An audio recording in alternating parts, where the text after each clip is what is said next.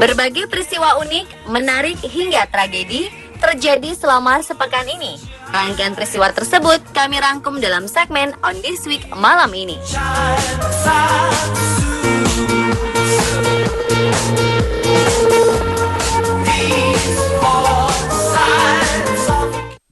My life is brilliant.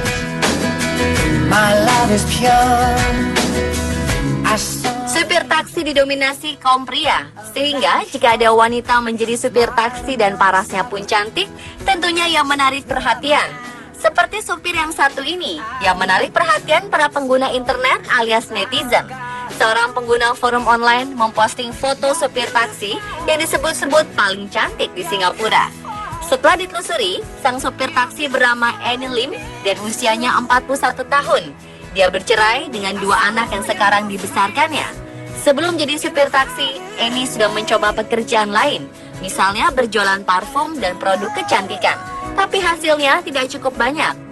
Annie berpisah dengan suaminya sejak 3 tahun lalu dan resmi cerai setahun lampau. Penyebabnya, suaminya selingkuh. 2 anaknya ia bawa dan mereka masih sekolah. Sudah 20 tahun tidak bekerja dan pendidikannya tidak tinggi, Annie memang kesulitan mendapat pekerjaan layak. Maka supir taksi menjadi pilihannya dengan penghasilan lumayan. Annie bekerja 3 hari seminggu, masing-masing selama 12 jam. Per bulan dia menghasilkan uang 1.200 US dollar atau 15 juta rupiah.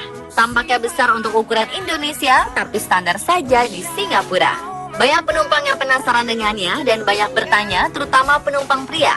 Pernah seorang pria dari Korea Selatan meminta nomornya dan mengajak kencan, tapi dia menolak dengan halus.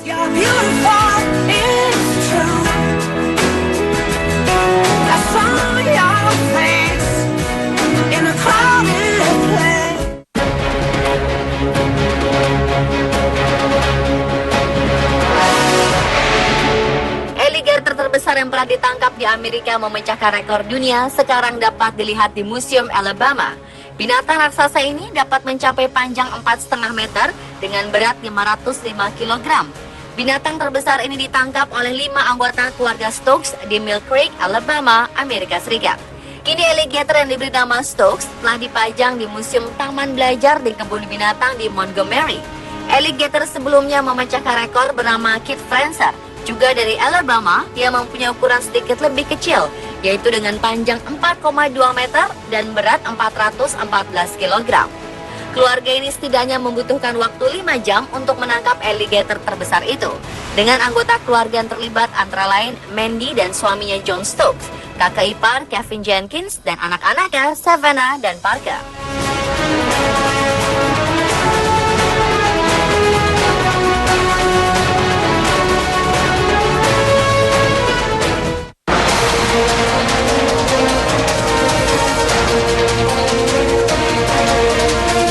Gunung Raung yang berada di Banyuwangi, Jawa Timur sudah beberapa hari mengeluarkan aktivitas vulkanik. Asap pekat membawa material abu vulkanik membumbung tinggi ke udara setinggi 500 meter dari posisi kawah Gunung Raung. Selain di rumah warga, tumpukan abu vulkanik juga terlihat di sejumlah perkebunan milik warga. Meski demikian, aktivitas warga di sekitar lereng gunung tetap normal seperti biasa. Hanya saja warga menggunakan masker. Video erupsi dan luberan lava pijar di dasar kawah beredar luas di media sosial. Video ini menggambarkan dahsyatnya letusan Gunung Raung pada malam hari yang disertai luberan lava pijar di dasar kawah. Video ini diambil oleh seorang vulkanolog pada 7 Juli lalu. Aktivitas vulkanik Gunung Raung juga mengganggu aktivitas penerbangan. Bandara Internasional Lombok, Nusa Tenggara sempat ditutup. Abu juga mengganggu tak hanya jadwal penerbangan di Bandara Ngurah Rai Bali, tetapi juga aktivitas di Pelabuhan Gilimanuk, Jembrana, Bali.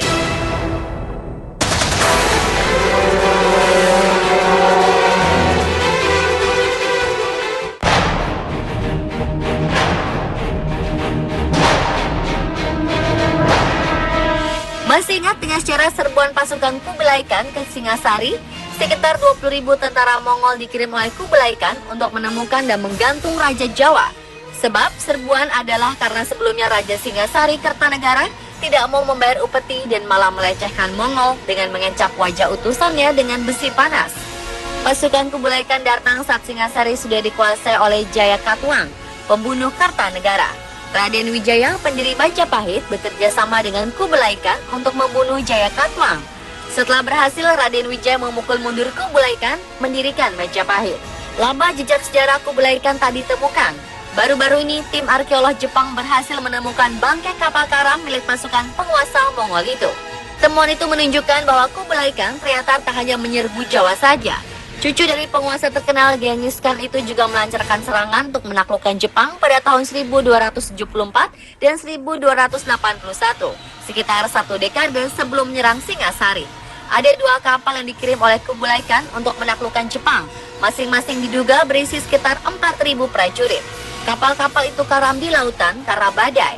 Kapal pertama telah ditemukan pada tahun 2011 lalu.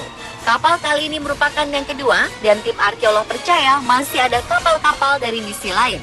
Kapal yang ditemukan kali ini diperkirakan memiliki panjang 20 meter dan lebar sekitar 6 hingga 8 meter. Sedikit lebih kecil daripada kapal yang ditemukan sebelumnya.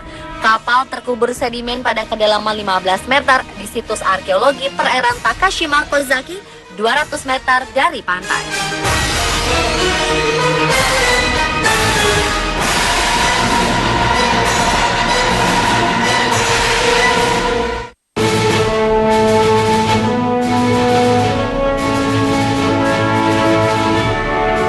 Jenazah 36 marinir Amerika Serikat ditemukan di sebuah pulau terpencil Pasifik lebih dari 70 tahun setelah mereka tewas dalam Perang Dunia II.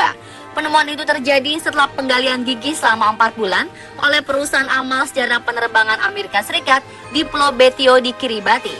Proyek ini diselenggarakan bekerja sama dengan Departemen Pertahanan Amerika Serikat.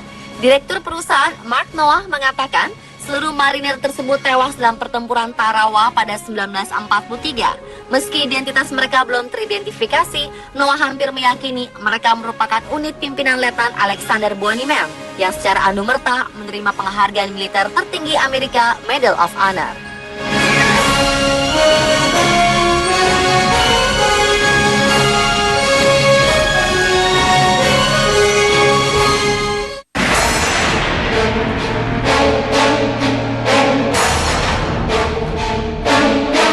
Melihat ular piton atau sanca raksasa bergelantungan di dalam hutan rimba mungkin biasa terjadi. Tapi apabila melihatnya melata di kabel jaringan telepon ini adalah hal yang luar biasa. Seperti yang terjadi di Anglesey, Utara Wales, seekor ular piton Burma terlihat tengah melata melintasi kabel jaringan telepon yang terbentang di antara 2 gedung.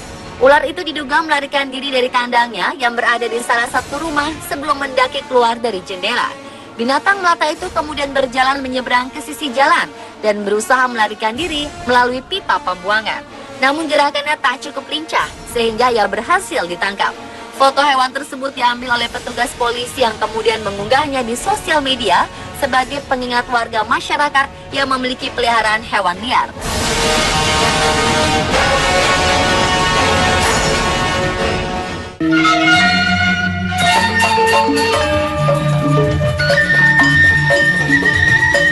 Berbeda dengan warga Indonesia yang banyak ke Arab Saudi untuk melakukan ibadah umroh saat bulan Ramadan, warga Arab Saudi justru berbondong-bondong ke Indonesia. Sambil berpuasa di Indonesia yang waktunya lebih pendek daripada di Saudi, mereka berwisata ke tempat-tempat yang memiliki hawa sejuk. Hal ini diungkapkan oleh Duta Besar Kerajaan Arab Saudi untuk Indonesia, Mustafa Ibrahim Al-Mubarak. Menurut Mustafa, Indonesia dijadikan pilihan tempat berkunjung selama bulan Ramadan karena memiliki banyak daerah wisata yang dingin, sehingga nyaman untuk dijadikan lokasi ibadah puasa. Selain Puncak Bogor, daerah-daerah tujuan wisata seperti Bali dan Lombok juga diminati para wisatawan asal Arab Saudi di bulan Ramadan. Saat ini banyak wisatawan Arab yang berkunjung ke Indonesia lantaran telah ada penerbangan dari Doha, Qatar, dan Abu Dhabi langsung ke Bali.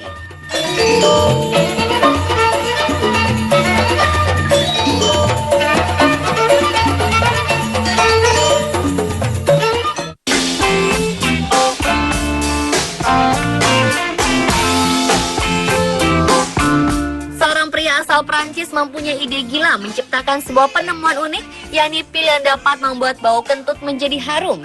Ide pria bernama Christian Poizieval tersebut berawal dari seringnya ia mencium aroma kurang sedap dari kentut sehingga membuatnya merasa mual, bahkan hampir muntah. Tekadnya untuk membuat pil ajaib agar kentut berbau wangi tersebut kian kuat Lihatlah apa yang dialaminya saat makan malam bersama para sahabatnya. Mereka buang gas hampir berbarengan hingga ruangan sangat bau. Sang ilmuwan itu kemudian membuat pil yang terbuat dari bahan-bahan ramah lingkungan, seperti arang yang melewati proses tertentu, adas, rumput laut, blueberry, juga kulit kakao untuk wangi coklat. Pil buatan Pageval diklaim tidak hanya dapat membuat kentut menjadi harum, tapi juga bisa membantu meringankan gangguan pencernaan. Awalnya, sebelum ciptanya dinilai cukup revolusioner dan menjadi populer, ia hanya mampu memproduksi pil kentut wangi dengan aroma bunga mawar atau melati. Namun ia pun telah menciptakan aroma khusus, yakni coklat.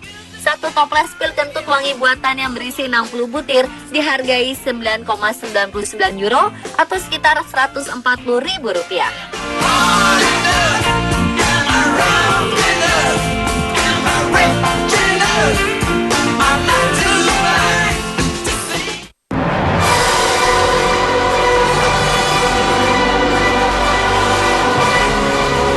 Kebakaran terjadi di PT Mandom di kawasan industri IMM 2100 Cibitung Jumat kemarin. Sebelum peristiwa kebakaran tersebut, ledakan sempat terdengar dari dalam pabrik. Namun polisi belum bisa memastikan penyebab kebakaran. Namun beberapa saksi mengatakan ledakan timbul karena kebocoran gas. Sebanyak 5 orang tewas dalam kebakaran tersebut. Sementara itu, 50 orang lainnya mengalami luka bakar serius dan langsung dilarikan ke rumah sakit. Banyak pekerja jadi korban karena pabrik sedang beroperasi.